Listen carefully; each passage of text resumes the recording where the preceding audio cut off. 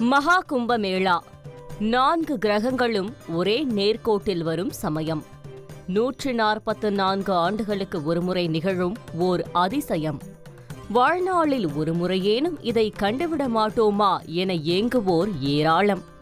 ஜனவரி 13ஆம் தேதி துவங்கி பிப்ரவரி 26ஆம் தேதி வரை நிகழும் இந்த மகா கும்பமேளாவில் கிட்டத்தட்ட 40 கோடி பேர் கலந்து கொள்வார்கள் என எதிர்பார்க்கப்படுகிறது.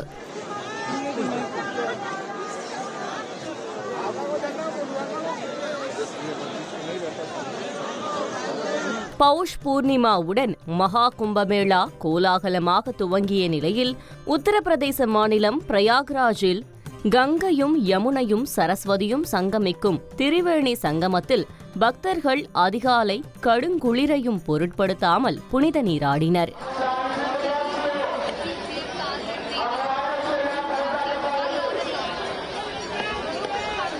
குழந்தைகள் முதல் பெரியவர்கள் வரை வயது வித்தியாசமின்றி மகா கும்பமேளாவில் குவிந்த நிலையில் மனமுருக பக்தி பாடல்கள் பாடி தங்கள் மகிழ்ச்சியை வெளிப்படுத்தினர்.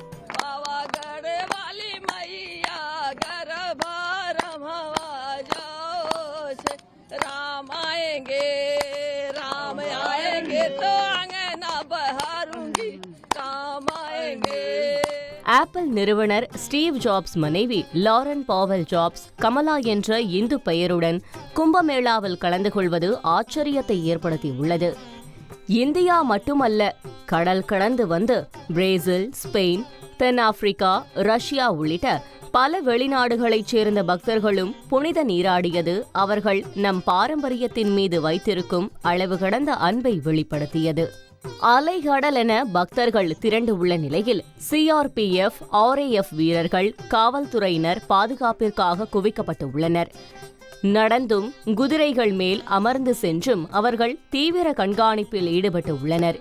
அதேபோல் படகுகளில் பயணித்தும் பக்தர்களை பாதுகாத்து வருகின்றனர் பாதுகாப்பு படை வீரர்கள். நீரில் மிதக்கும் காவல் நிலையம் அமைக்கப்பட்டு உள்ளது கூடுதல் சிறப்பு.